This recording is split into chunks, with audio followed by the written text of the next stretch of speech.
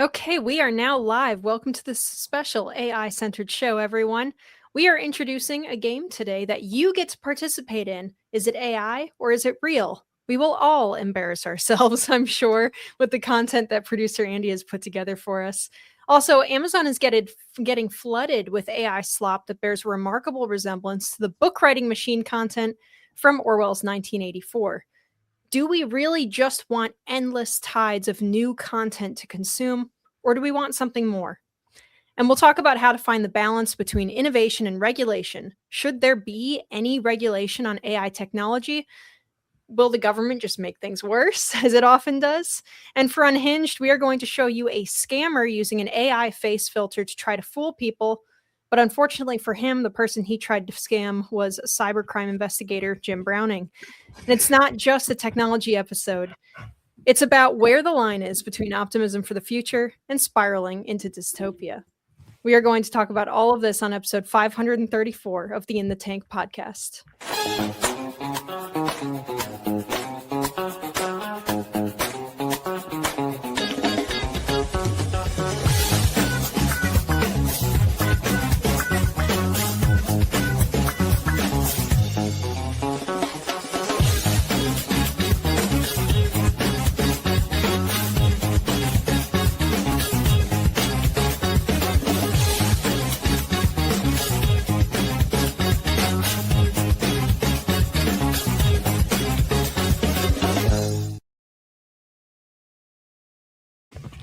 535. I did not mean 534. 535. Sorry about that. All right, welcome to the In the Tank podcast. I am Linnea, Lueken, your host, who is choking on my own breath. And as always, we have Jim Lakely, Vice President and Director of Communications at the Heartland Institute, Sam Karnick, Senior Fellow, and as our special real intelligence, not artificial, I think, Donald Kendal, Director of the Glenn C. Haskins Emerging Issues Center, brilliant designer of nails and all Heartland graphics. And I'm actually the director of awesomeness. I think you got to read this. Oh, that's right. That's right. Sorry, I didn't have the updated title in my notes. We also have producer Andy Singer in the background, keeping the show moving along. And he also designed the game for us today that we are going to play. We'll get to that after our Unhinged segment. Before I say hello to you guys and before we get started, I want to remind our viewers here, because it looks like there's quite a few of you in the chat already. If you want to support the show, you can go to heartland.org/inthetank and you can donate to us there, since YouTube does not let us monetize this channel. Please also click the thumbs up to like the video, and remember that sharing it helps to break through some of that suppression, and even just leaving a comment helps us too. If you're an audio listener, you can help us out by leaving a nice review. Guys, how's it going? What's the scariest AI thing you've seen in the news this week? Oh, we'll talk about that later. But I will say that, when you said episode 534, I think that's just proof that you're not AI, right? So the AI doesn't make little mistakes like that. It's a very human thing. So we'll just say that was intentional. Yeah, I actually really tried. I don't think I delivered the line very well, but I wrote in like an AI sounding line into my introduction where I said, it's not just a technology episode, but I didn't deliver it very well. I meant to emphasize it, but I didn't nail the delivery on it. So my joke fell kind of flat. And it's hard to see M dashes in conversation. Good point. Hey. I've been using the M dash for my entire writing life. I'm a professional writer. I refuse to give up the M dash just because people think I'm AI. You have to. It's like when we all had to stop doing the circle game because it started being associated with like Nazis or something like that. We can't do that anymore. We can't. We got to drop it. We have to drop the M dash, Jim. Yeah, just look at what they've taken from us. I've stopped using the semicolon and started using the full stop. and just make it a new sentence, or use a colon and write it so that the second phrase actually explains the first.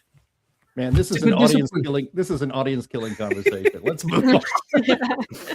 They love it. Alright. People love Alright. grammar. Yes, that's what we're gonna. Yeah, that'll be the next special episode, grammar episode. All right.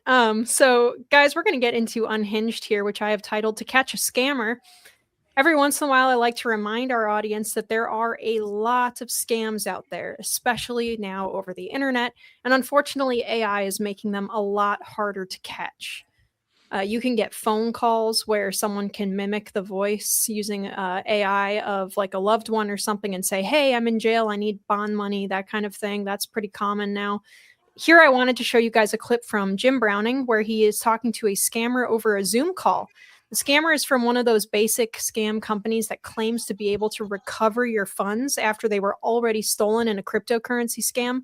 So they're actually just doubling up on their victims. Fortunately for us, Browning recorded this interaction and posted it to YouTube Shorts. So please go watch his channel.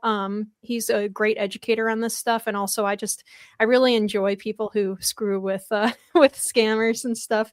It's called scam baiting. It's really fun to watch. All right, so we will link in the description. But it's important for us to spread awareness on how these scams work, especially in an AI episode like this, and how convincing they can be. So if we have the video.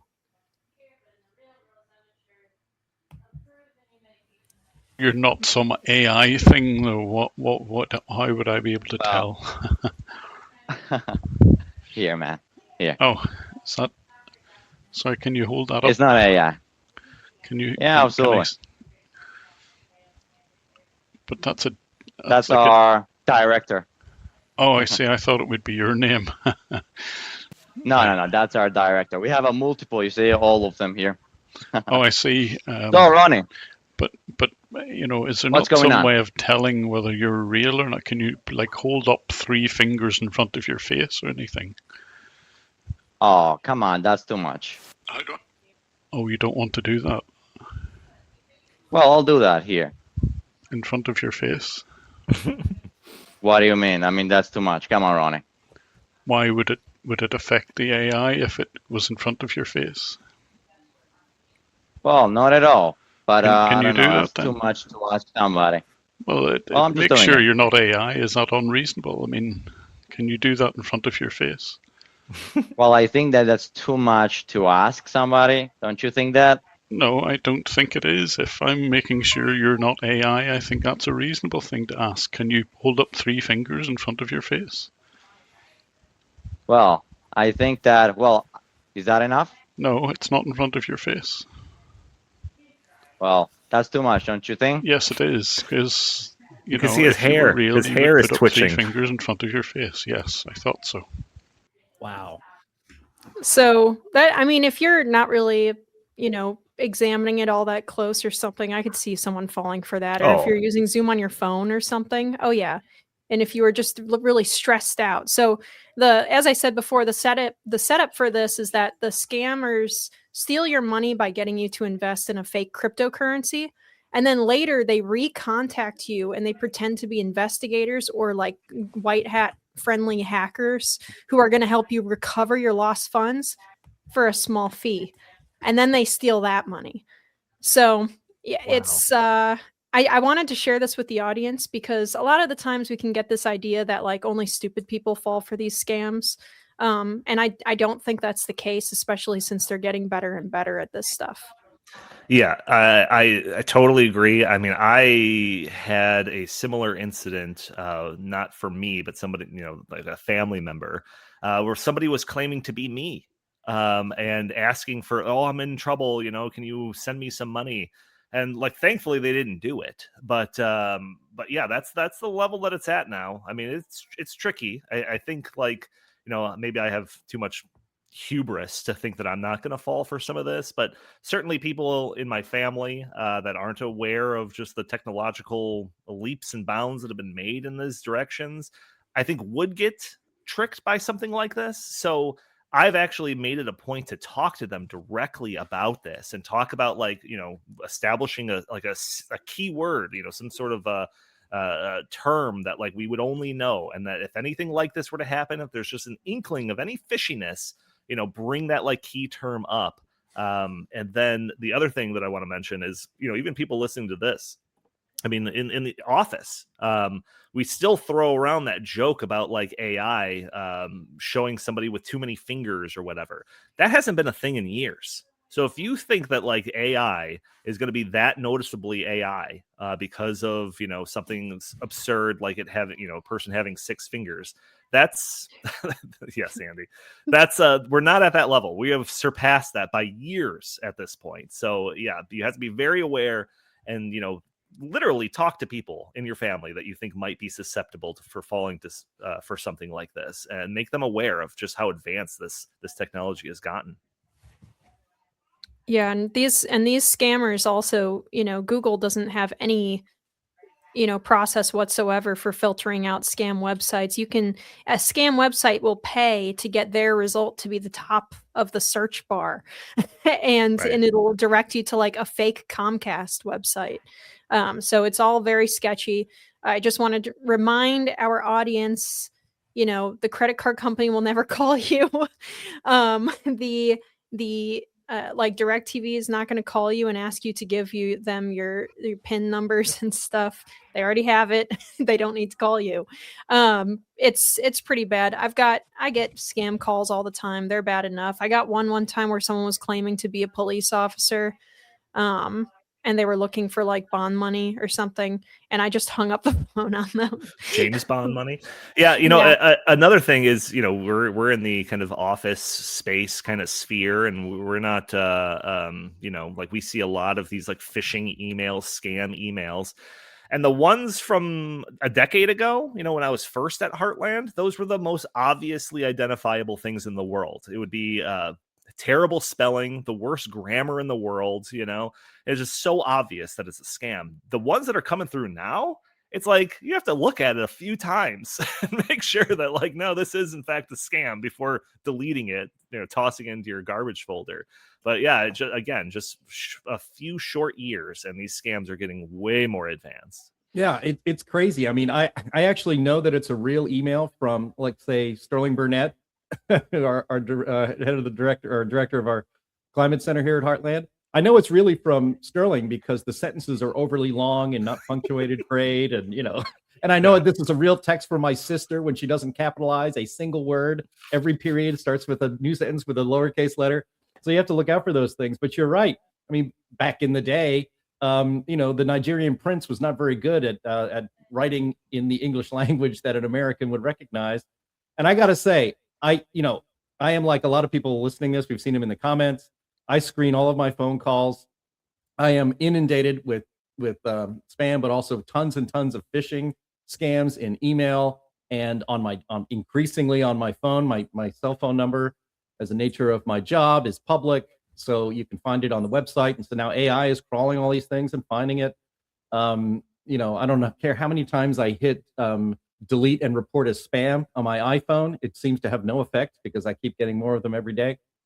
But if I was, let's just say I wouldn't have been fooled by that video that we just showed at the beginning of the segment, because I don't respond to any inquiries about anything in my life by any stranger. I know, what accounts I have. I know I know that if it's really real, that it will come to me in a way that is more verifiable. Unfortunately, AI is going to get so good that it's going to be able to fool people that are usually consider themselves pretty savvy when it comes to these things.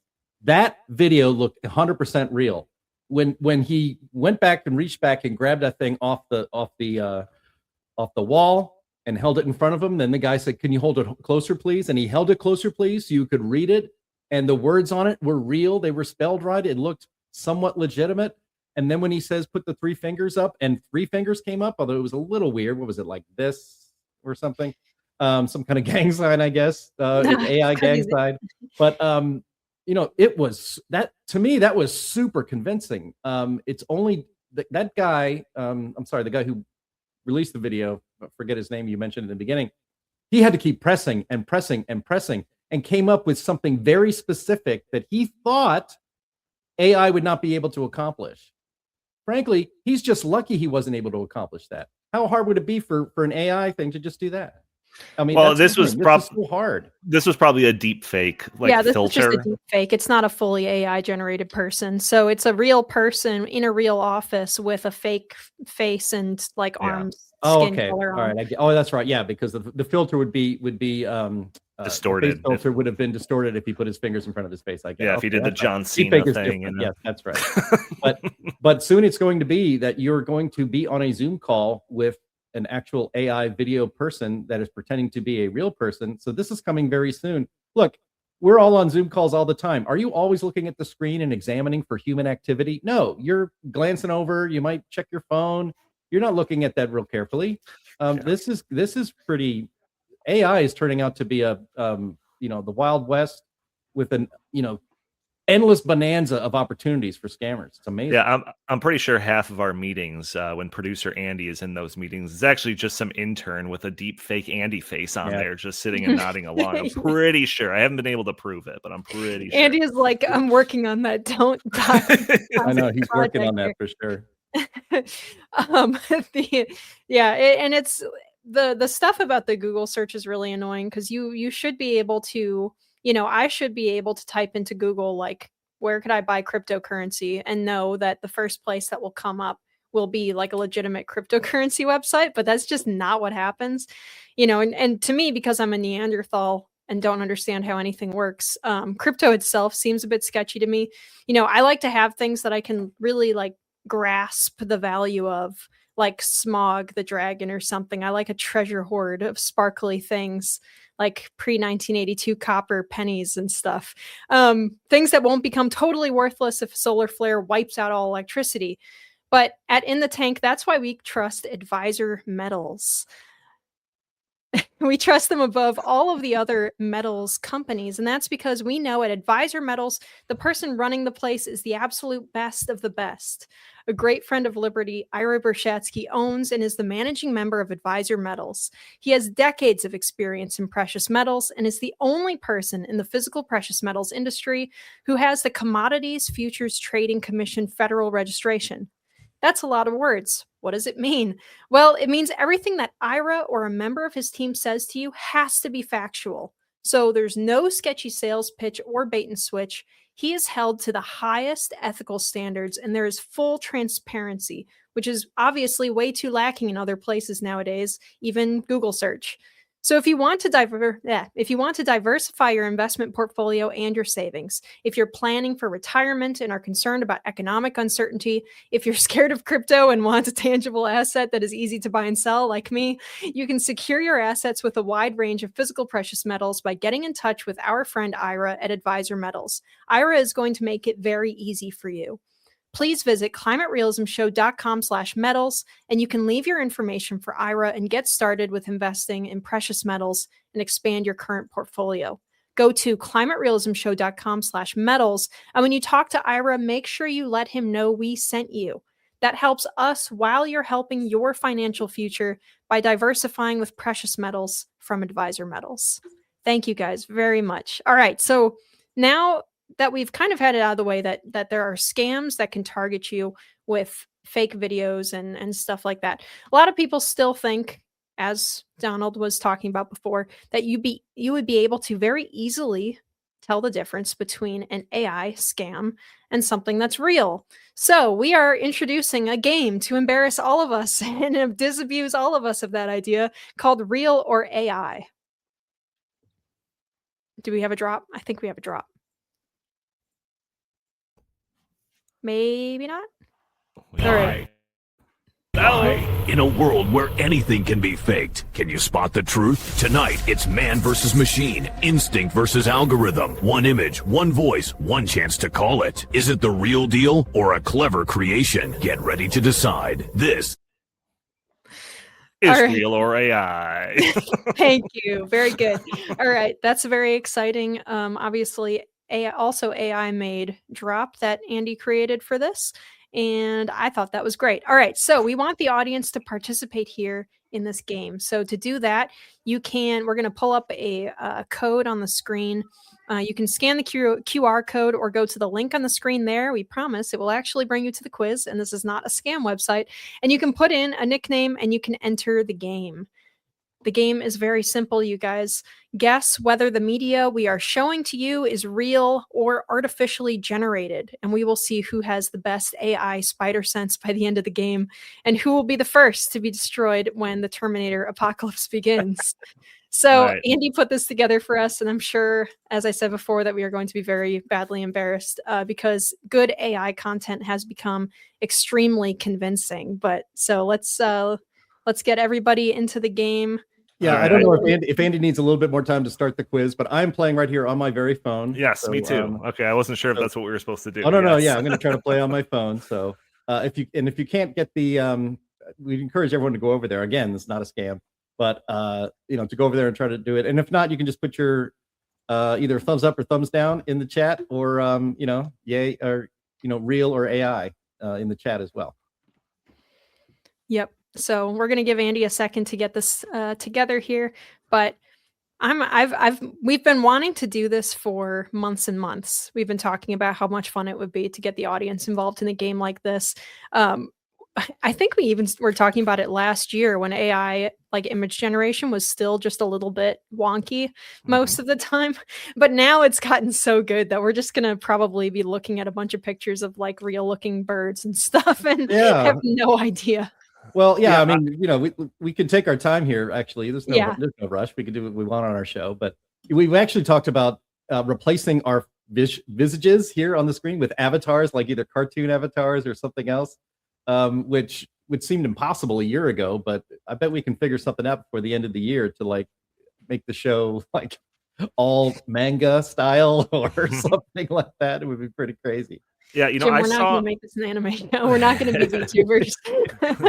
I saw some headline recently. I was trying to find it just in those last minutes here, but I saw some headline that was suggesting that like out of the top 10 songs list, whatever that is, that like 4 or 5 of them were AI songs. And I know in the past, several months back, we talked about the number 1 country song in the country was like an AI song. So like.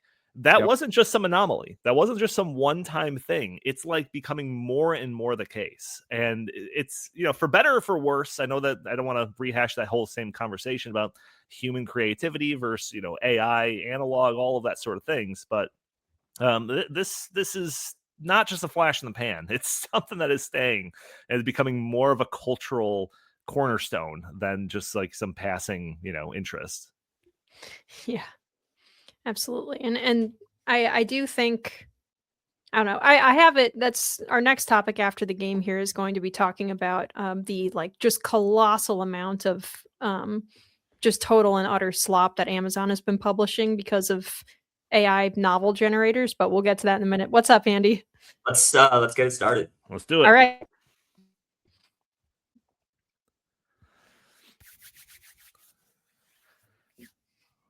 All right, round 1, video.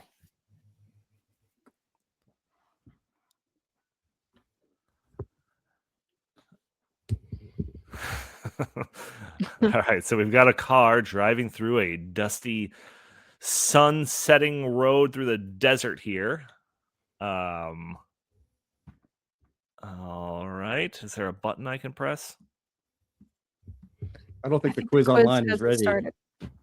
Keep saying I'm going to hit refresh. It keeps saying to waiting for the quiz master to start. Oh, here we go.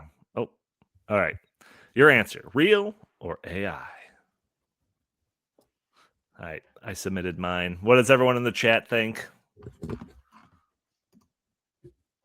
My quiz has not started. My quiz has not started either. I say AI. I say it's AI. I was able to do mine. It is AI. Sam, you're muted. There we go. I don't know why I'm not in there. Well, we got some people in there. Oh man, it does it by time taking to make your decision. I got to be quicker now. Oh jeez. Unfortunately, I can't get in there. That's too bad. All right, that's Andy. It's a picture of Andy petting a tiny little miniature donkey. I think this is real. No, it's definitely not real. I think it's real. It's Andy and some guy wearing a green shirt. 87% of people got it in. 93% got it in. Let's see what it is. What? Yep. That's not real? That's not real. Hasn't that been your profile picture for like years? I knew I could fool you with that one. You put an AI, you AI'd yourself. It's an alternate, AI'd right? myself in a real picture. Look at that. Wow. Dang it. Just let's see how people did. Only 2 people got it. Wow. Well, they took some time to. Well, they may have said it while when you said what you said, but I don't know. That's they took their time. All right. All right. Oh. Well. Whoops. Well. A hospital after this fiery crash in I didn't Fort answer. Lauderdale. This one's real. This is some video from last night. You see that car is on fire. Apologies for that one. All right, here we go. I can wait. Is this a Oh, video? dang. I think Or that's just a AI. picture. B. Oh my gosh, I'm just My guessing at paranoia this is point. immense. I would I think know. that if this was just on my feed on Facebook or something, I would think this was real. The psychology of this is messing with me. Yeah. I say real. I've only missed one. That was Andy's. Let's see. Let's see. 87% are in. I'll get a few more in a Give second. you I'll go people through. 10 seconds. Oh, I should have got the Jeopardy music. yes. All right, let's see what we got. We need some background music for this. Let me try to. Dang. AI. Yeah, get night driving on. That's AI? Okay. Yeah, people, 2 points of the max. This is the last one, so this is gonna have to be the differentiator. Oh no.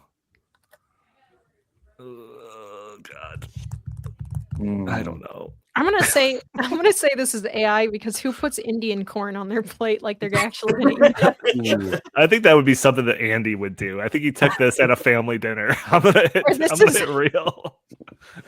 He made those, whatever that is on the left. He's proud of it. I'm gonna show it off. I think this is AI as well. I think that plate is it's very convincing looking chicken, but I think it's Sal, we skipped one accidentally. All right, let's see. We got 73%. I'm gonna give people a little time. Who puts Indian corn on a plate? Look at Linnea, a little detective over there. She's like really thinking this through. The quiz page frozen. Someone, sorry about that. Sorry. This is also just a test run. We're gonna yeah, do this is the first time we've done this. I finished this full-fledged right version of this at some point in the future. All right, and that is real. I put Dang. Indian corn. Oh my god, it's real. It's an Indian corn on his That plate. was And my I still dinner. hit AI because I didn't believe the words that I was saying. That was all of them. Oh wait, let me pull up the leaderboard. Let's see who won. Oh, round. No, okay, no, there's no round 2. Bunch Ray, of 3. I came in fourth. Sal, Sal.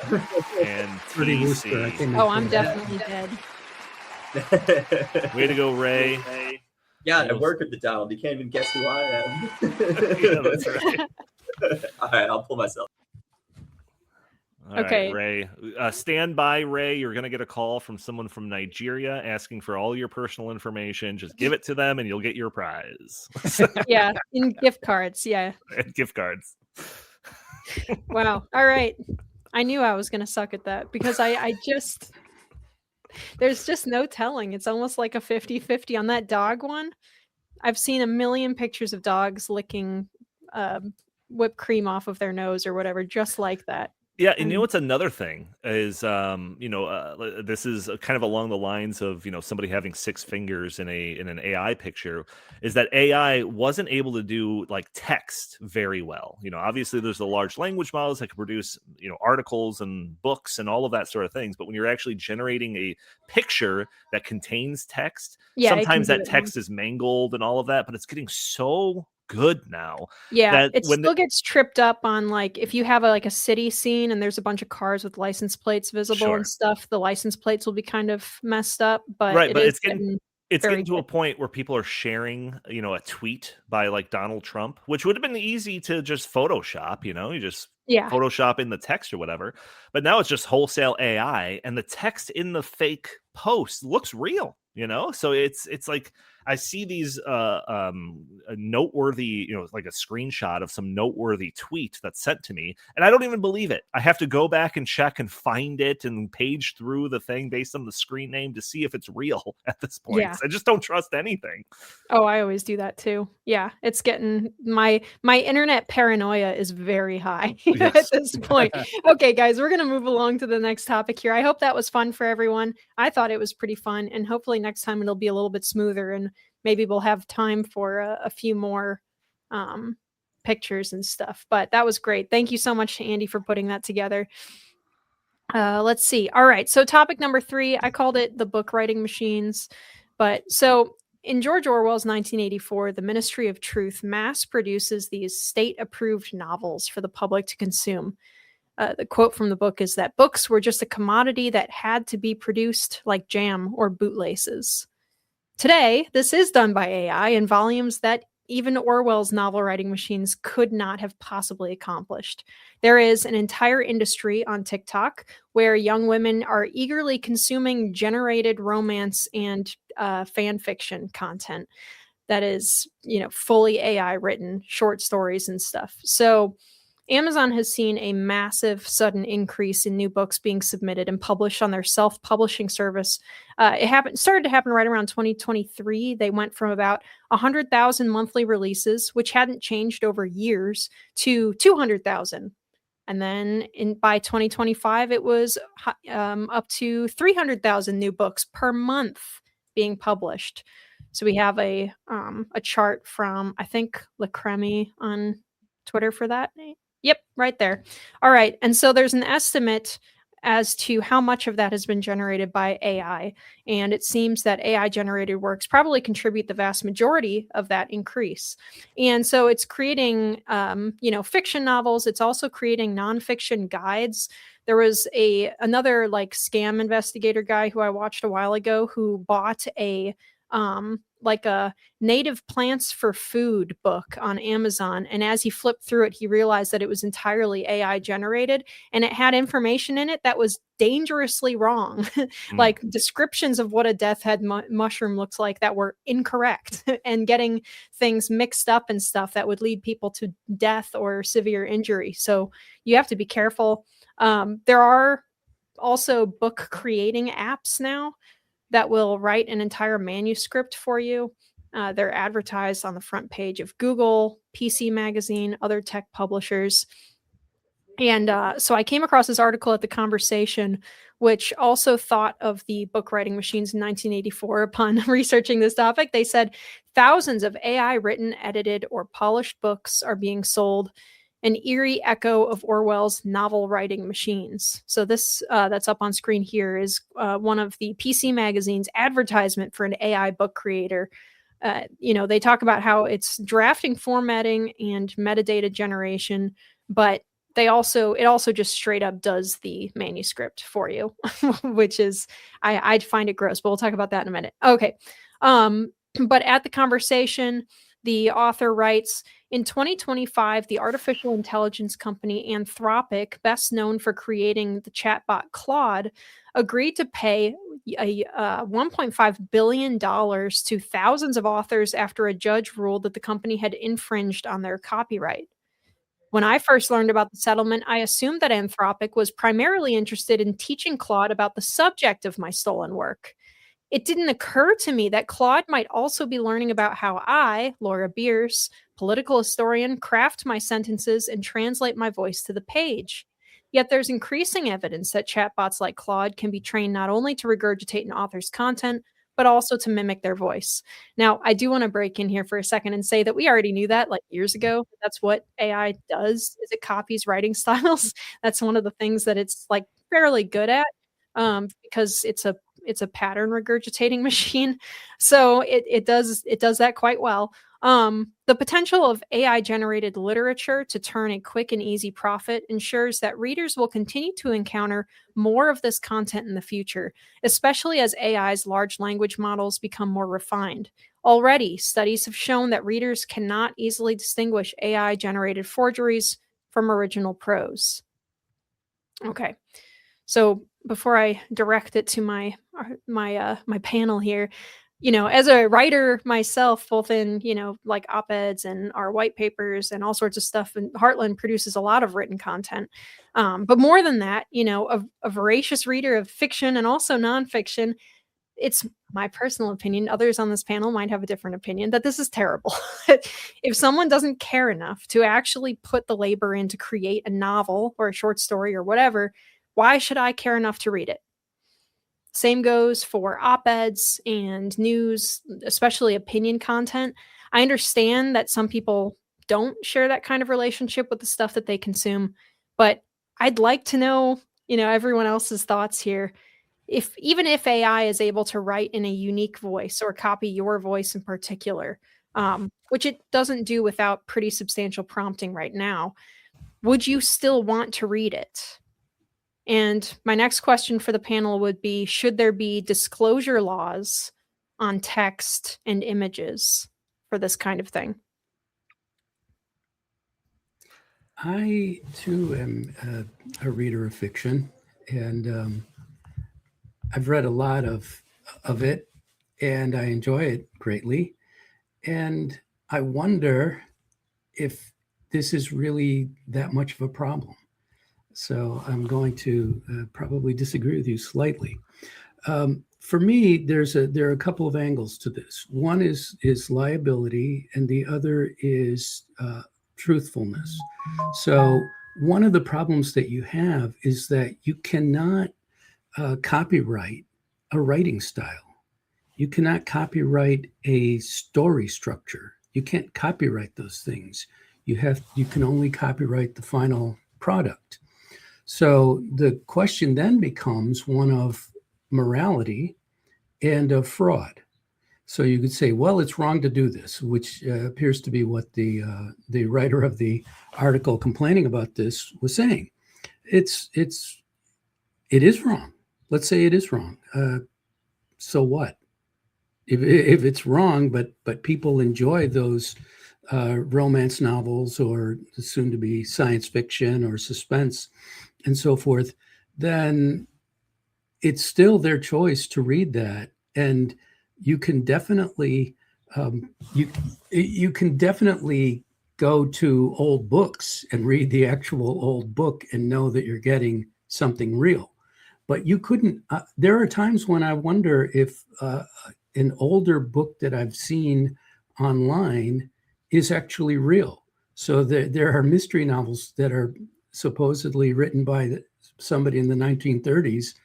I've never heard of that person before, and I probably would have.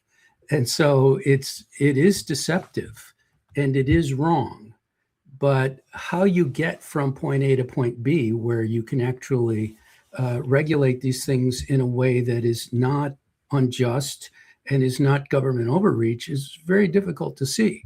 I would say that Amazon is responsible for the product that they're putting out. And if people stop buying Amazon books because they simply can't tell whether they're real or not, then that would be the best solution. But if people like these books and they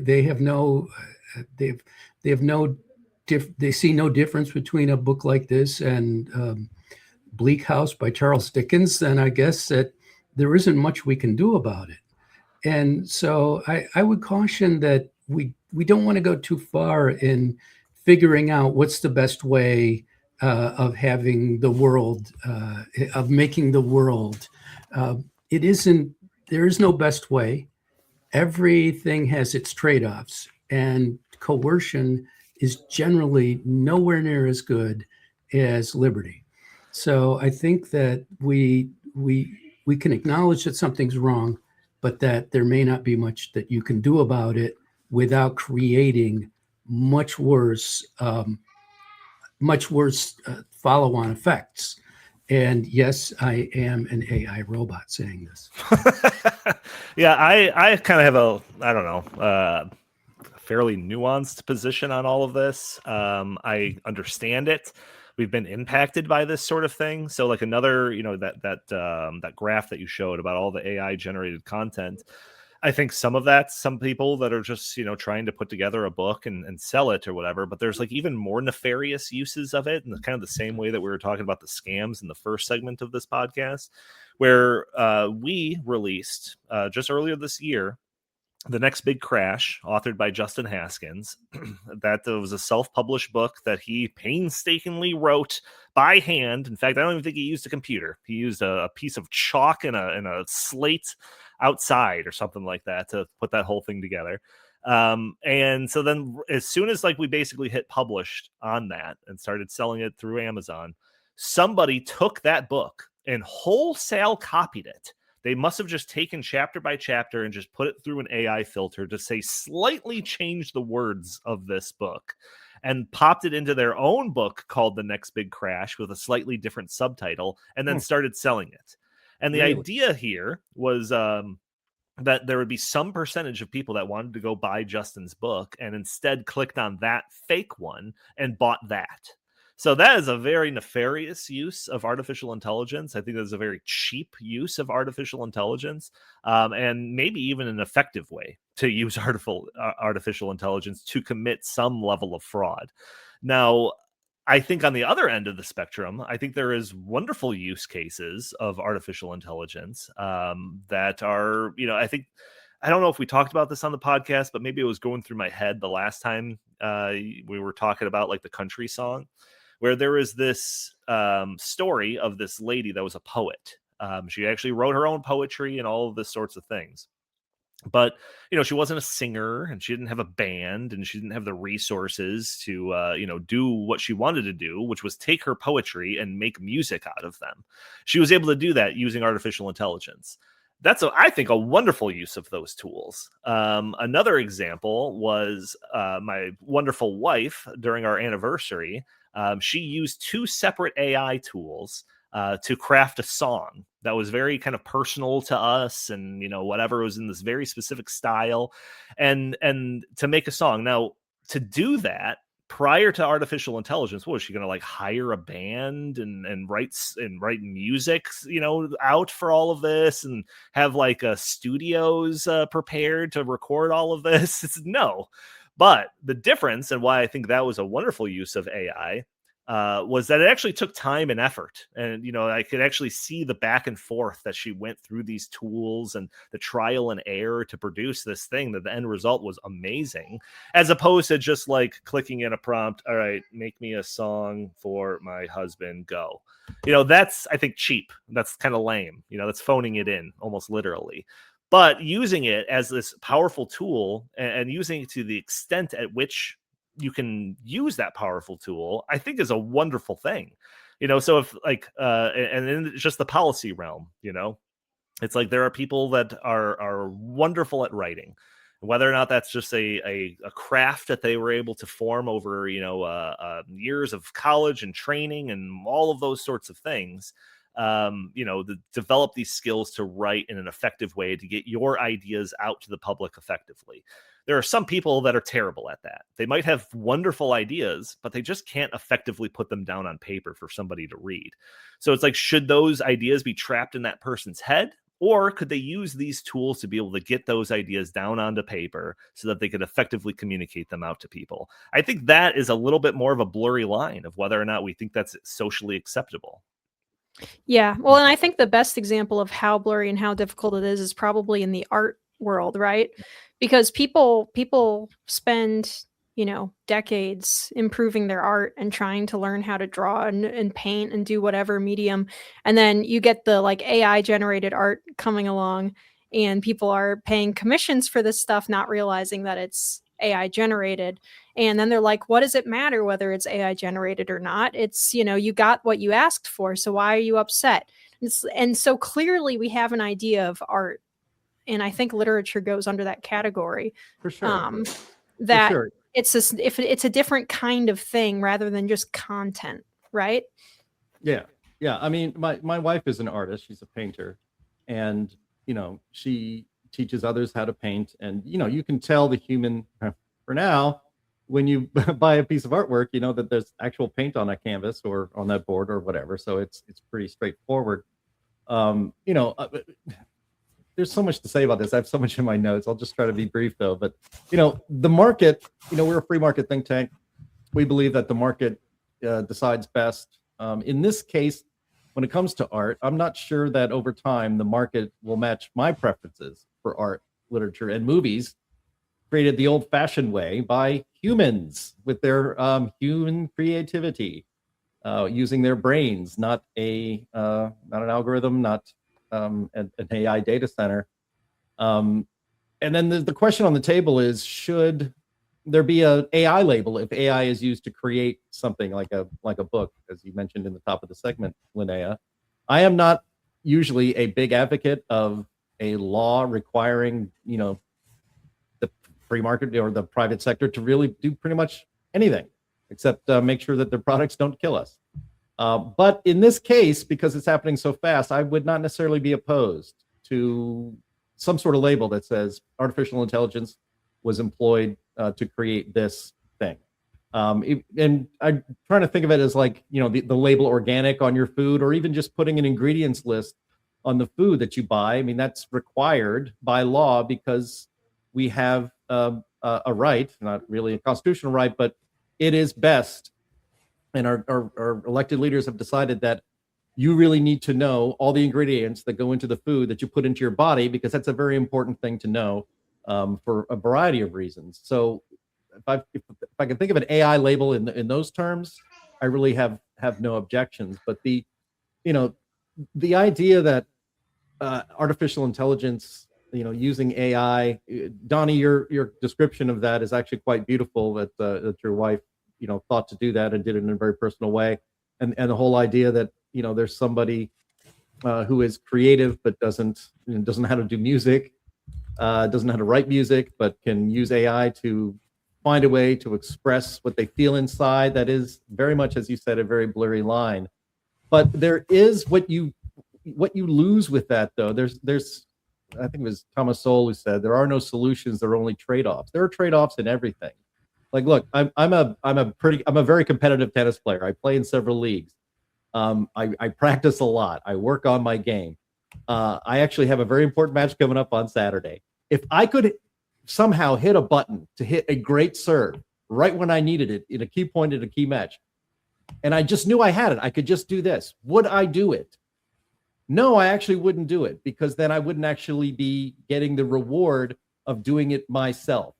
And that applies to art. It applies to writing. The human mind is very easy to dull. And I wanted to get into this later on, and I will get into this later on in our conversation.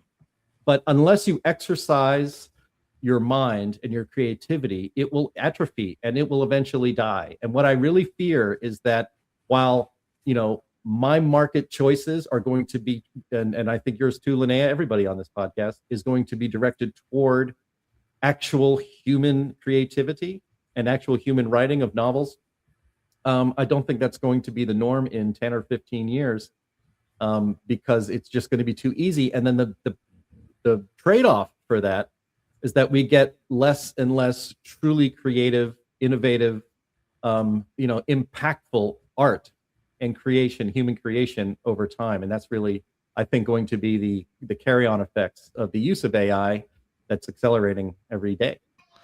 Yeah, I like the idea of like the little label that says this was this was partially produced with AI or something. But then of course it's just like, how do you enforce that sort of thing? I know that with like images or videos, there are proposals out there to have like I don't think this is the term, but it's like a chain of custody sort of a thing. I don't know if it's like in the metadata or some like inobservable watermark that's kind of like in the background sort of a thing, which actually exists in modern day printers so that people don't counterfeit like money or whatever. It's like a very specific sort of watermark that you can't actually see. Yeah, it's why your yellow ink always runs out even if you never use any color printing. Interesting. But when it comes to like writing something, it's how do you enforce that? I don't even really know how you do it, other than running it through some, one of those teacher things where it's like, is this work plagiarized? And it's right 50% of the time and wrong 50% of the time. And it makes me think of like, like in like video game, like e-game, realms or whatever, there's all of these safeguards in place to make sure that people aren't cheating. I was actually watching a video recently about an online chess tournament. Because of cheating, there's like very specific camera placements that if you're going to take part in this online chess tournament, you have to have a camera that's aimed down at your keyboard and mouse to see like your actual hand movements, making the movements. There has to be a camera facing like the opposite direction for, in case you have something that's helping you cheat, all of these random things. And it's just like, they do all of those things to make sure that robots aren't helping you win in that chess match. What are you going to put in place to make sure that somebody that's writing a book is doing it with their own two hands as opposed to prompting AI in the background? I don't know. I really don't know what the enforcement mechanism of something like that would be. Well, one of the sorry, Sam, I'll let you. I'm glad you brought up the chess match, Donald, because one of the things that has happened is that because computers have become so good at chess, obviously it's hard for real chess players to prove how great they are. So one of the things that happened is that they've created a new form of chess in which the pieces are laid on the board in the two end rows at random. And so you don't know going in what the board is going to look like, so you can't plan in advance. And then you are able to show your real skill because both players are starting from scratch without any kind of any kind of guidance from an algorithm, which is chess really is subject to algorithms, and that's really what any chess offense or defense is. So that brought on some creativity. And some very interesting creativity. I think what we need to recognize is that none of this is a market failure. It's not that. What it is some people like to cheat in life, and they can get away with it for a while because the law does not recognize that it's cheating, and they don't go after the cheaters. We have this very interesting push and pull between regulation and simply using the civil courts and even criminal courts to regulate things. The latter, the common law, is much better and I think much more effective than using regulation. Regulation always creates these hostile disputes over who gets the advantage from the regulation, who gets hurt by the regulation. Whereas holding people responsible for the things that they do through the courts is much better. Now, of course, the courts get that wrong and so forth. There's no question about that. And you even have corrupt judges and corrupt district attorneys and bad juries. But on the whole, they are much less, they're certainly much less dominant over the society, over the people, and over the economy. So I think that we don't have to look to regulation first. We should first look toward enforcing laws against fraud. The things that everyone's complaining about here are basically fraud. What was done in regard to Justin Haskins's book, that was fraud. And so we can get past this whole idea that you have to regulate everything in order to get things to be good and decent and so forth. No, what you need to do is go after those who are doing things which are already crimes. So I think that we shouldn't get so worried about potential consequences that we go overboard and use regulation in a way that's both unnecessary and unwise. So I think that's really a key point, and I'm glad you both you and Jim brought that up, and Linnea too, as a matter of fact. Let me just address one comment here. There's one from John 1Z1 says, I don't believe there's any way that a computer can extrapolate information from life and put it down on paper. Computers don't have the motion. So I think that there is this idea out there that people like to kind of boil the large language model down to this idea that it's just predicting what the next, the probability of the next word. It's just like a word prediction thing. It's all just based off of what information that they're just scraping from the internet and putting it together. But there is actually a very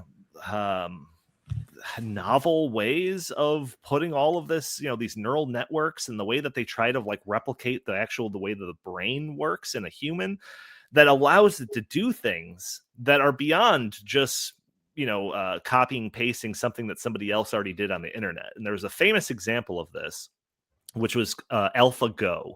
So this is a program that was put together to play the game Go, which is very popular in Asian countries. It's like their equivalent to chess, something along these lines. Sorry, I don't know. Maybe I'm being offensive. But it's this game called Go. It's actually considered to be even more complex than chess because of the amount of possible moves and all of this sorts of things. So anyways, AlphaGo was put into a contest with the best Go players out there in the world. And they were monitoring it. This was a big test for whatever firm was putting this together. I think it was DeepMind or something like that. And at move number 35, something along these lines, it did a move that was everyone that was watching it was whoa, it just made its first massive mistake, because nobody would do that. Nobody in the history of Go would ever make a move like that. And then it actually, by the end of the game, that move was pivotal in its ability to win that game. It did a move that no human has done, because it was able to holistically look at all of the rules of the game and all the pieces that are in place and all of that stuff, and make the determination that this move, which seems weird, is actually going to have the best outcome, when its goal is to win the game. So it did it. It did something novel. This is where we're at. Artificial intelligence can produce novel things. It's not just copying, pasting things from other humans.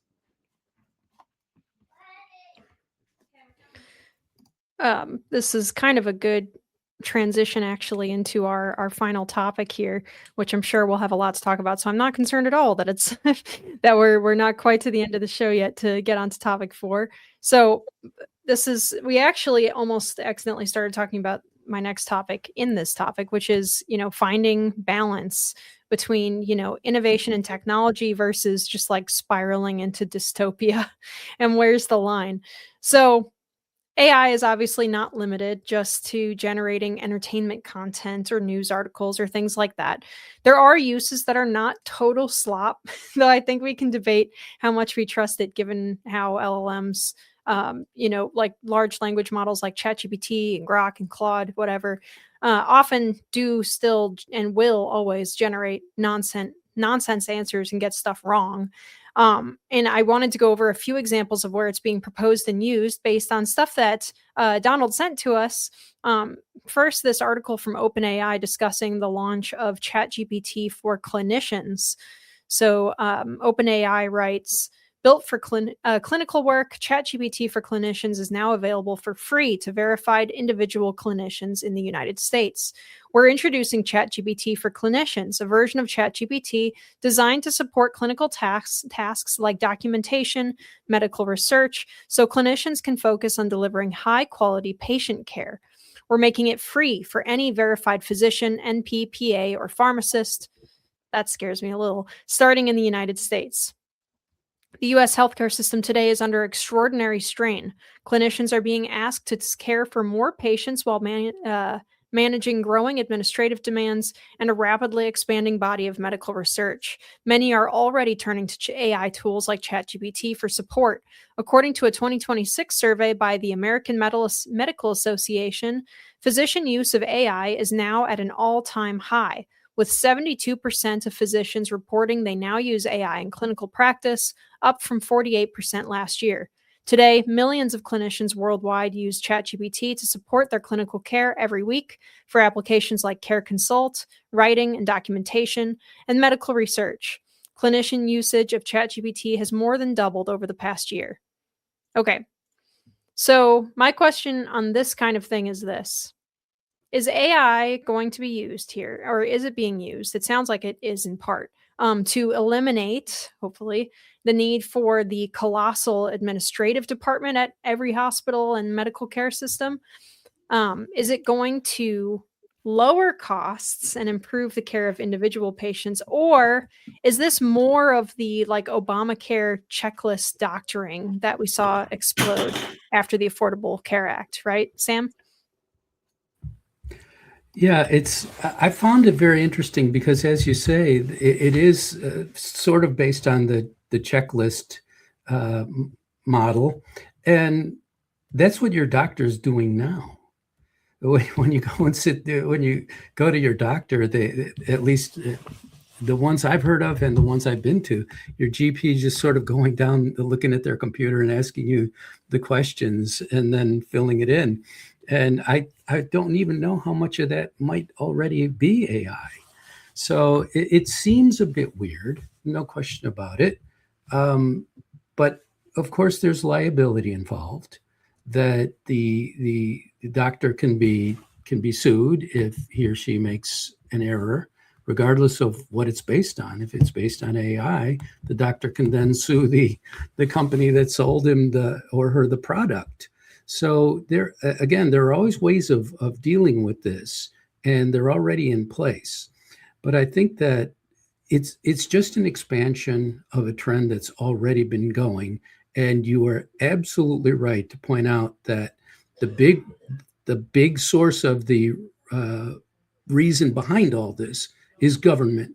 And then the insurance companies have followed what the government has told them they have to do in order to get their Medicare and Medicaid money.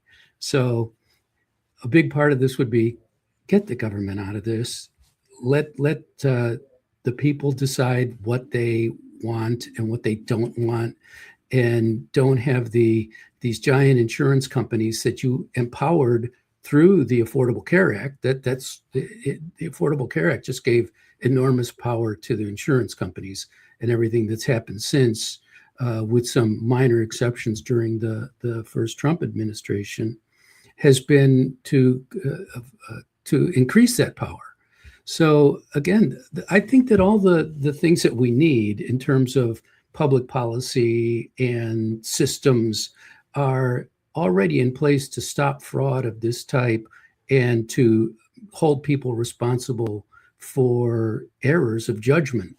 And I think that that's an important point, that when your doctor's going down, looking at your computer, and they're going down the list of things that they're supposed to ask you, they have to be making judgments as they go along. And I think that that's been my experience with my GP and other doctors, is that they seem to be making judgments as they go along. Maybe they're AI and I didn't even realize that they're robots or something. But it's when you get to the human part of it that responsibility comes in.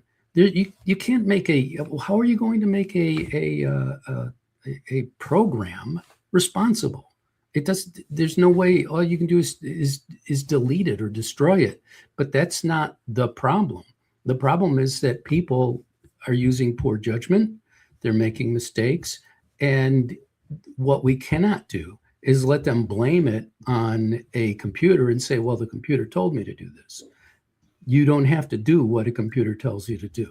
You can use your judgment. And so we have, like I say, we have the pieces in place to solve these problems, and we will. We will, as long as we do not give ourselves over to the absurd fancy that governments will solve these problems. They will not. Yeah, when I see like an article like this, well, actually, let me frame it this way. When you listen to some of these like tech people, whether it's like Elon Musk or, whoever, talk about the future of like, AI and robotics when it comes to the healthcare system, it is very easy to just be very hopeful for like the future. And, when you got Elon Musk talking about how, advanced, what is his robot called? It's like a transformer name. What is it called? Optimus. Optimus, when it talks about how Optimus is going to be better at brain surgery than the best brain surgeons out there.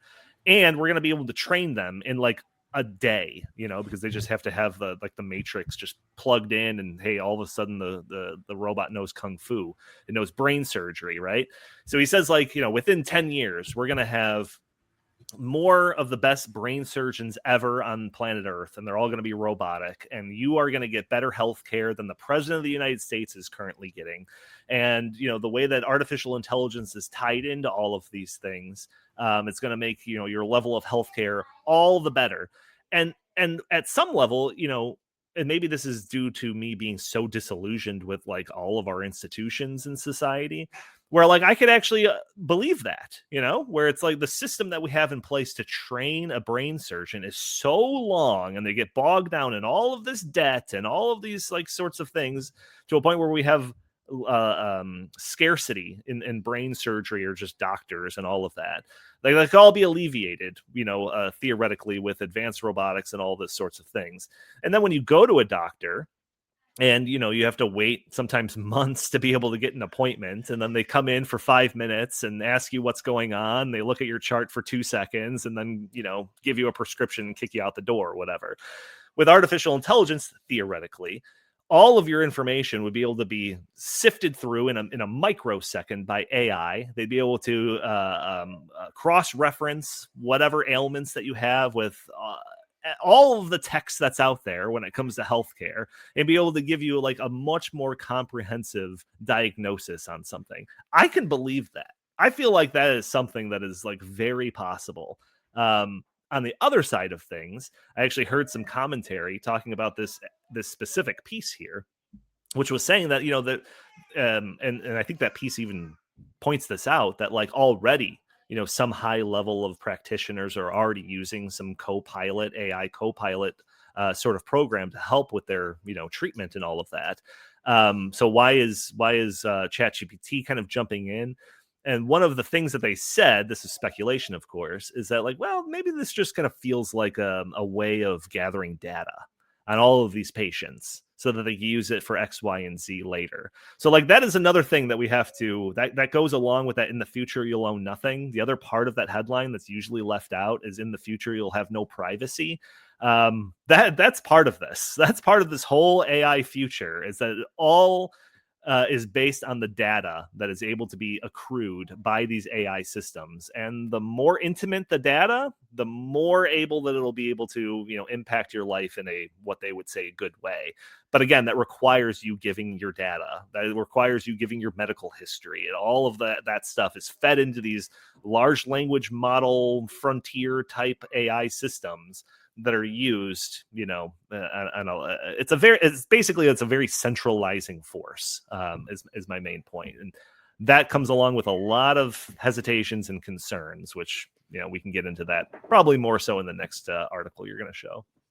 Well, can I just jump in here real quick? Because Donnie, I was about to make some of those points, but I think I can take this out a little bit broader. You didn't hit every one of the points I wanted to make, but isn't this what AI was supposed to do for us? When is it going to cure cancer and other dread diseases? I mean, isn't AI at its best use is to potentially quickly learn and analyze the entire history of medicine and human history? Or let's just even narrow that down a little bit. How about absorb all of the information in the medical journals of the past 100 years? Unlike a human researcher, if they started from scratch at the age of 10, they'd never be able to get through all of that literature. But AI, at its best in this application, becomes almost omniscient. It can consume more medical research and results, presumably all of it, almost instantly. And that is, again, impossible for human beings to do, especially, Donnie, as you pointed out. Doctors, through their careers, self-segregate into specialties. So their intellectual and analytical acumen gets necessarily narrowed down to their specialty. But AI, they can take all that data from everywhere and propose treatments or cures that have not yet been tried yet by humans, because we don't, human beings don't have the analytical ability to do all that. So AI, in a sense, could be both a generalist, a general practitioner, and a specialist at the exact same time, and then give some, suggest some solutions that humans can then try and see if it works. That, to me, is the greatest application of AI. And it would do the best for humanity overall, by miles and miles.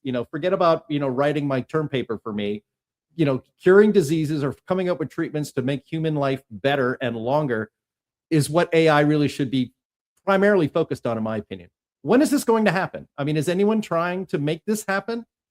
I don't know, but I haven't seen any evidence of it yet. And I hope we see some evidence of that soon, because that's where AI can do the very most the most good for humanity. All right, so I got a few answers for you there, Jim, on that question. So I actually wrote an article that's pending publication right now that was titled something along the lines of like AI needs to cure cancer. So it's like literally what you're talking about. And the basis of my article was like AI is, their PR is in the gutter. Everyone is skeptical of AI. They're very hesitant about it. They think that the negatives are going to outweigh the benefits in society. And along with that kind of mindset is going to be heavy-handed government, either regulation, restrictions, what have you. Big example of that, Bernie Sanders AOC wanting a moratorium on data centers, right? Stop building these things out, right?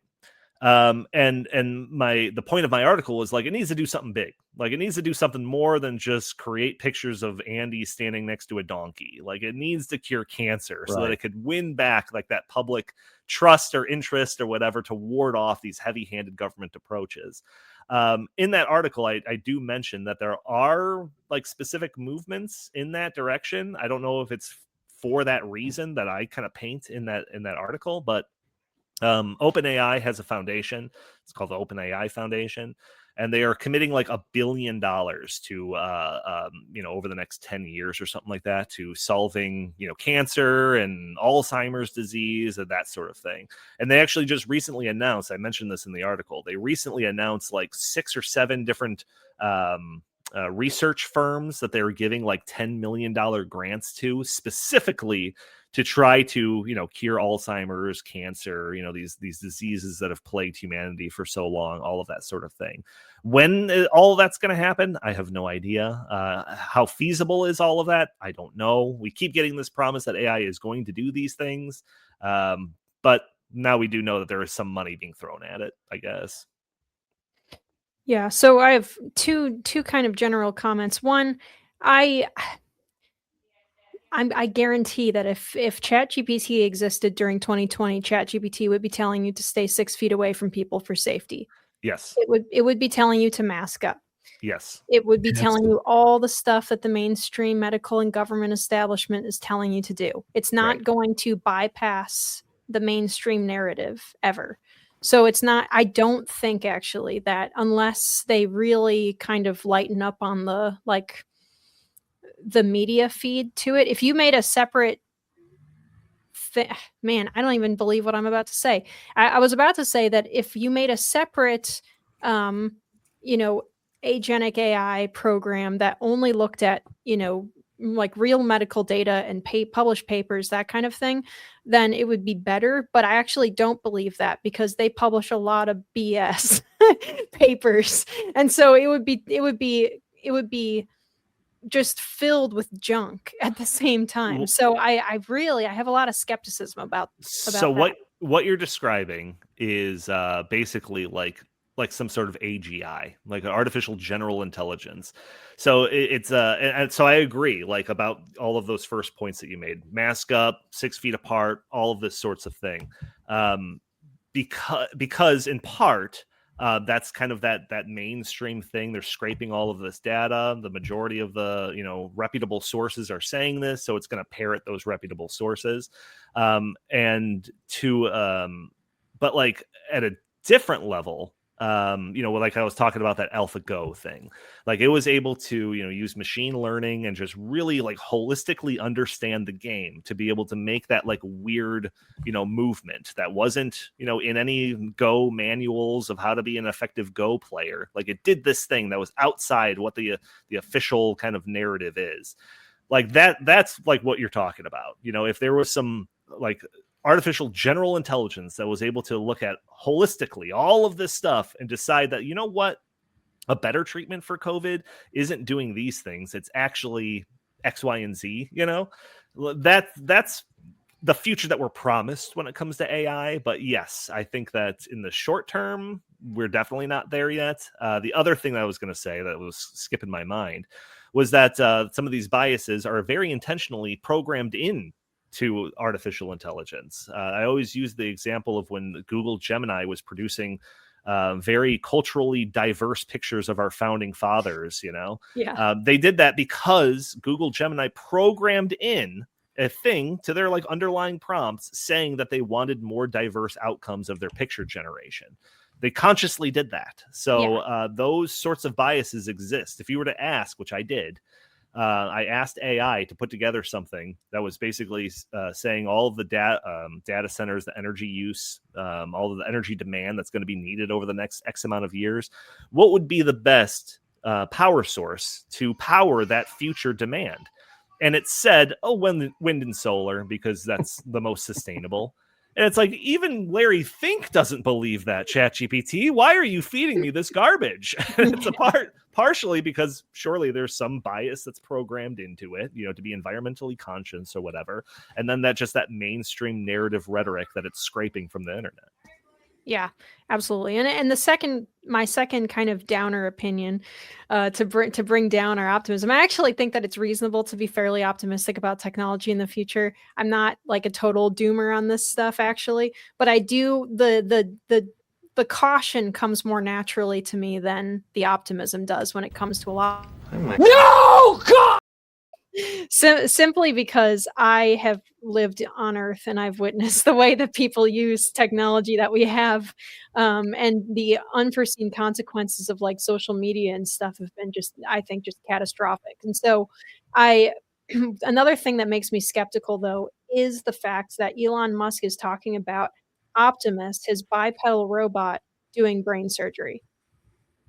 Why would you have the bipedal robot be doing brain surgery?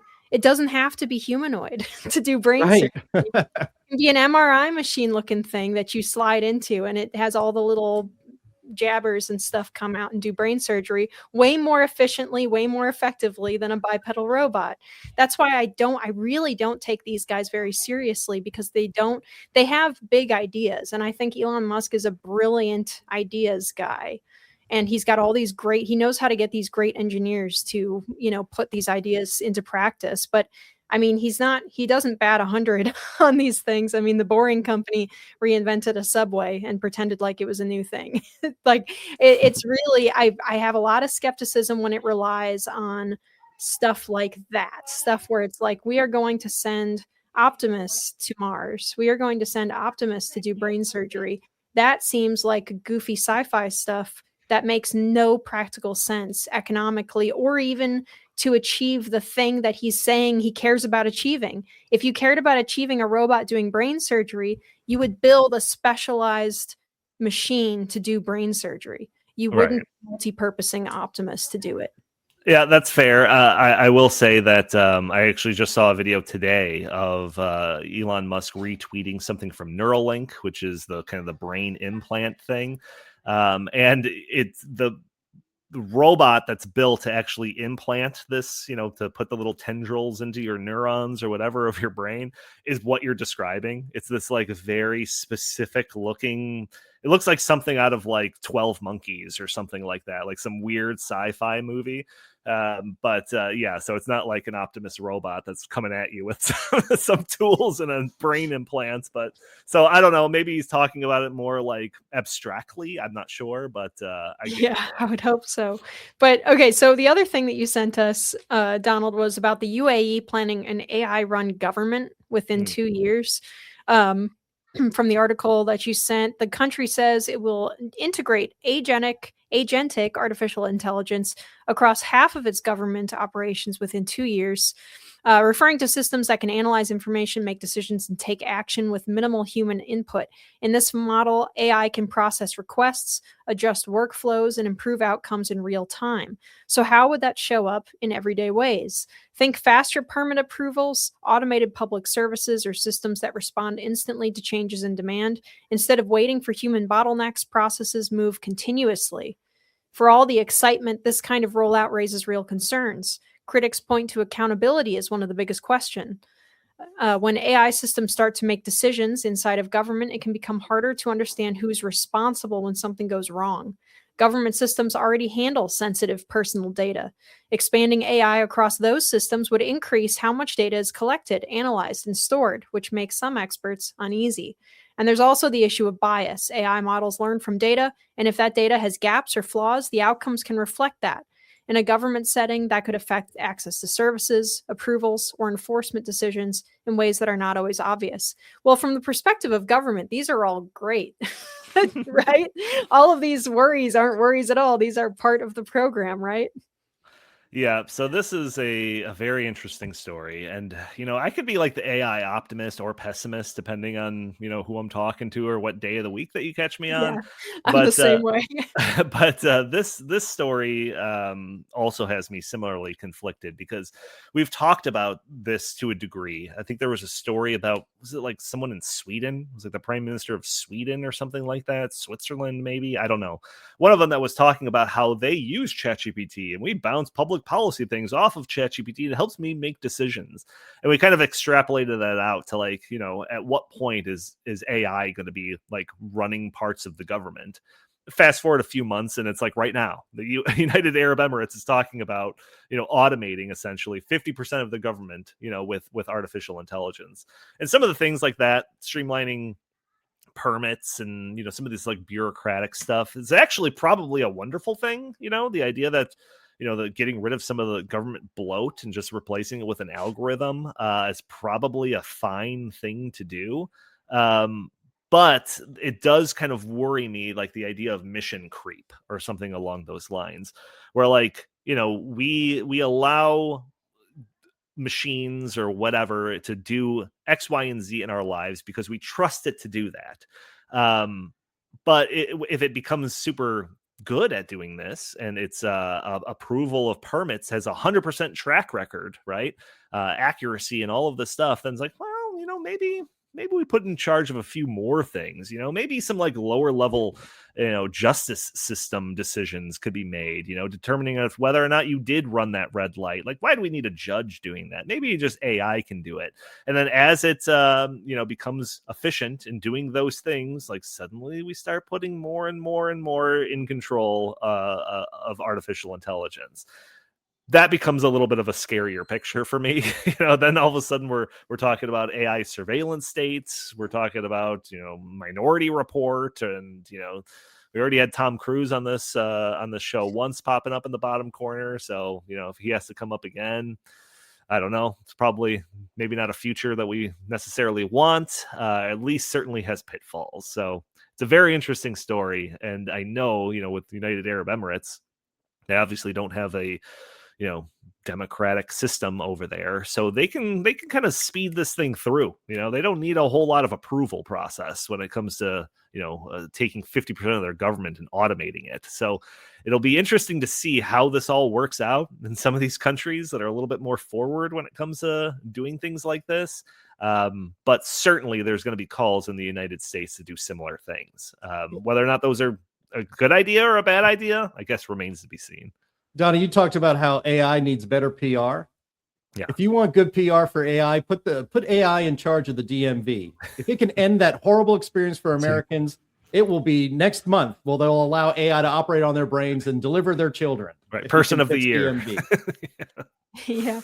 So certainly our government right now seems to think that AI has, we need to accelerate into it. Last year, the president signed an executive order removing barriers to AI development. And this is another one where I think that we actually have a little bit of a complicated relationship with this executive order, let's say, because it's kind of stomping on federalism a bit. They're just straight up, it is. I'm very interested to hear your thoughts, especially you, Sam, because this is a bit of a complicated situation here. He writes in the executive order states, "We remain in the earliest days of this technological revolution and are in a race with our adversaries for supremacy within it," which is true. To win, United States AI companies must be free to innovate without cumbersome regulation. Fair. But excessive state regulation thwarts this imperative. State-by-state regulation, by definition, creates a patchwork of 50 different regulatory regimes that makes compliance more challenging, particularly for startups. State laws are increasingly responsible for requiring entities to embed ideological bias within models. For example, a new Colorado law banning algorithmic discrimination may even force AI models to produce false results in order to avoid a differential treatment or impact on protected groups. Third, state laws sometimes impermissibly regulate beyond state borders, impinging on interstate commerce. My administration must act with the Congress to ensure that there is a minimally burdensome national standard, not 50 discordant state ones. The resulting framework must forbid state laws that conflict with the policy set forth in this order. That framework should also ensure that children are protected, censorship is prevented, copyrights are respected, and communities are safeguarded. A carefully crafted national framework can ensure the United States wins the AI race, as we must. So, this one's tough for me because certainly each of those concerns are true, right? And yet, as a whole, it sends a little bit of a chill up my spine here. I'm so completely divided on this issue. On the one hand, I think the AI companies themselves are mostly evil. I have no trust whatsoever in the benevolence or the sanity or good sense or anything of Google or Sam Altman or Palantir or anyone. I think they're just as corrupted and controlling as government. But at least in theory, I get some say in my government. So I don't know. I've seen enough Terminator movies to know that Linnea is in danger right now with that dog barking like crazy. So yeah, there's a guy like melting through my front door right now. There's the way this works for Trump is that his executive orders often have a whole lot of rhetoric at the front that sounds really good or really bad or a mixture of both. And this one kind of does that. But then when you get to the actual policies that he is ordering the government to do, they're generally things that he's ordering the federal government not to get involved in certain things, and he's ordering the federal government to use their fiscal ability to affect. So part of this, the rules that he has in the EO in this executive order are that the federal government can't spend any money or send any money to states that are violating these principles. So that's fair. That's fair. If you want to take the federal money, you have to do what the government says. That's always been true. And maybe we need to shrink the federal government a little. Maybe we need to shrink it a heck of a lot. But the other thing is that one of the things that he is saying there is that if a state law supersedes federal law, you have to go with the federal law. Well, that's straight out of the U.S. Constitution. If we don't like it, we can amend the Constitution and go back to the Articles of Confederation, which I wouldn't be averse to. I mean, let's give it a try and see how it goes. But the fact of the matter is that that's a very straightforward approach. So most of the things that the approach that he takes to do these things is legitimate and I would say reasonable. I'm not sure that I actually like the premises that he has outlined here, and the fact that states, for example, that states will say, I think it was brilliant and so true that he said states will tell the computers they have to lie. That's what he's referring to, ESG and DEI and things like that. And yes, that is wrong, and it is downright fraudulent. Well, who can stop that? Other states can't stop that.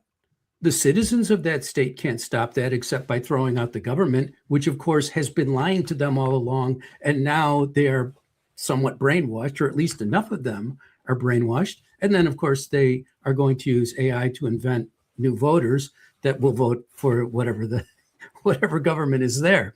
So, and in our Constitution, in our system, the federal government is the entity that is supposed to keep the states in line. that they're to guarantee that it stayed as a Republican form of government. I noticed they didn't say Democratic, and I appreciate that. But the fact is that it is the federal government's job to do that. So I think that some of the things that he's saying that they should do, I don't agree with them, but I do agree with the policy approach that he's taking. And so it's a mixed bag. It's just like he had that executive order on home ownership, and I wrote about that, which was that there were some very good things in it, and then there were some very problematic things. But he's obviously trying to do the right thing, trying to find a way through this where the federal government can do what it's supposed to do and not do what it isn't supposed to do. Unfortunately, that's a really hard angle to find. And I don't think you're ever going to do a great job of it. What we need to do is go to the idea of civil and criminal liability and follow up that road, where if you do something that is already fraud, or you do something, for example, lying to people about let's say the consequences of certain policies, or lying to people about the percentages of people that do certain things, then that's fraud. And you should be held accountable for that. And as I said earlier, you can't hold a model and an algorithm accountable for anything. You can't hold them responsible for it. It's got to be the people who are deploying those things. And that's what the EO is doing, the executive order is doing, is saying we're going to hold the states responsible. And the way we're going to hold them responsible is that money you thought you were going to get isn't going to come your way. So it's a mixed bag. But again, you really, as you saw across all these issues, you really have to just deal with what comes up as it comes up. You can't just say, and from good principles. You can't just say, okay, we have a solution that's going to last for everything forever. Things don't work that way. Yeah, I'm going to kind of broaden it out a little bit just to make sure we hit that dystopia thing that's in the thumbnail. Where artificial intelligence, and let me preface this by saying that what I'm about to say is not some, advocation of destroying artificial intelligence and whatever, right? It's a very powerful tool, which means it can do very awesome things and it can do very terrible things. And what AI allows for is a level of control over society that would make the Soviets drool. Okay. So like the Soviet Union, very centralized economy, obviously that's like in their name, right? Their failures, a lot of them could be attributed to the fact that they're operating based on bad information and an inability to synthesize that information in a way that was helpful, right? This very, very broad way of talking about this is, they wanted to make bread, and doing so based on the information that was coming to them, how to make, what amount of bread to make and how to allocate that bread. They did it poorly. That resulted in shortages, and starvation, right? It's a very broad way of thinking about this.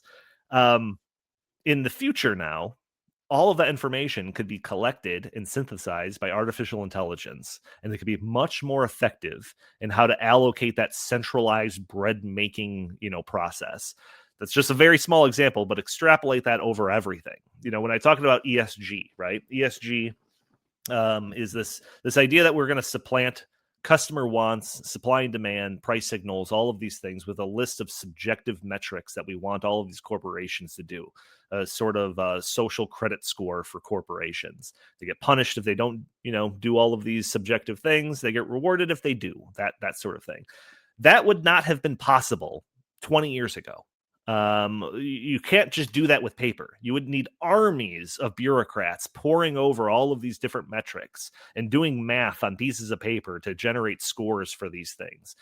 Now it's possible. Now, because of the digitalization of all of these things, it could be centralized and pulled in and use algorithms to determine these scores and all that sorts of stuff. That concept right there of ESG extrapolated and empowered by artificial intelligence allows for a level of control that used to be reserved for episodes of Black Mirror. Like science fiction where, people get a little ding on their license if they, do something that wasn't in line with what the ruling party wants. That's what we're talking about with, you know, this threat of dystopia. I kind of wonder how it's going to play out in China, who is, you know, second place when it comes to the AI race, and they have no hesitations of trying to compel or coerce their, you know, constituents to act in certain ways. If they're doing that with the power of the government, and the strength of, or I should say, the power of AI and the strength of the government, who knows what level of dictatorship they're going to be able to exercise over their population. That's like the big fear that I have. And anything that we can do to kind of warn people of that, put up safeguards about that, is, you know, being proactive, in my opinion. Yeah, absolutely. I mean, yeah, because our vision, I think for a long time, just because it makes a more compelling story to watch on television and stuff, or to read in novels and whatnot, is the hard dystopia of, you know, 1984 or Brave New World or anything else like that, Black Mirror stuff, where, and maybe not so much Black Mirror stuff because they do a little bit what I'm talking about too. Whereas in reality, it's kind of the soft dystopia that I think is a lot more likely, where it's like what the World Economic Forum was pushing, right? It's you'll have no privacy, you'll own nothing, you'll live in an entirely rental economy, you know, and it'll be every single thing about you is stored and calculated algorithmically to determine, you know, what groceries you're allowed to buy. Yes. Yeah, and manipulated. You know, you've got the AI, the RFK AI that's going to not let me buy potato chips at the grocery store because I've already got too much sodium at home. Right. Like it's going to be just like small, just tiny little infringements all over the place constantly. Yeah. Let me jump in, Johnny. Hold on John one C sec. with the Fifth Element comments. Yeah, multi-pass. That's what I was thinking with the point on the license. Thank you, John C. Keep going, Jim. Yeah. I mean, the one thing we've talked about on this podcast a long time ago, the book, The Great Reset. We talked about the Great Reset, the World Economic Forum. What that all is us resisting the drive to have us ruled by a technocracy of human beings who believe they are smart enough to make all the decisions for us and to direct society. We seem to be on a path in which we're going to replace the human-driven technocracy that we do not trust with an AI technocracy. At the end of it all, your freedom goes away and your desire to live your life as you see fit is going to be eroded. And it's and as much as we could resist the WEF and the Great Reset and all of that stuff, it's going to be a lot harder to resist an AI-driven government technocracy that's coming after our liberty. Yeah, you're not going to resist when it's wrapped up in comfort and convenience quite so much. Exactly. And that's, I think, the biggest threat. Not to end on a terrible note. We'll end on a positive note, which is that AI is going to make Hollywood worse and also maybe possibly better as well, because they're going to have to struggle with competing with AI content. But I pity the fool. Yeah, I do too. Thank you, Mr. T. And there are a lot of good things that can come from it. I do think that we'll see some medical advancement, at least. Probably not the really pie in the sky stuff, but you know, with time and with caution, we can turn a very powerful tool into a positive thing. Sounds good to me. I think that's it. All right. That is all the time we have, unfortunately. Thank you, everyone, for your attention to these matters. We are live every single week on Thursdays at noon Central on Rumble, Twitter, YouTube, Facebook, all over the place. Jim, what have you got for our audience today? We have the Climate Realism Show coming up on these very same channels tomorrow, every Friday at 1 p.m. Eastern Time. The Climate Realism Show. It's going to be another great one. We'll see you there. Sam? Thank you. Go to heartland.org and take a look at my paper on housing affordability. It explains in very simple terms and easy to understand charts exactly what has caused the housing affordability crisis and the overall affordability crisis. And it might not be what you think. All right. And Donald. Yeah, I was going to also promote that affordability paper. It's a great paper. Just finished doing a radio interview about it right before I hopped on this podcast. So a lot of great material in there. And also, if you want to read my writing on artificial intelligence and emerging technology, just Google it. You'll find me. But specifically, I have a lot of articles on the Blaze. I have a specific little profile on there. You can find all of my articles. Alrighty, thank you very much. For audio listeners, please rate us well on whatever service you're using and leave a review. Thank you so much to all of our usual panelists and also the Director of Awesomeness, and to our viewers. And a special thanks to Andy, the producer, as well, for putting together that game for us. Everybody put applause in the chat for him. And then we will see you again next week.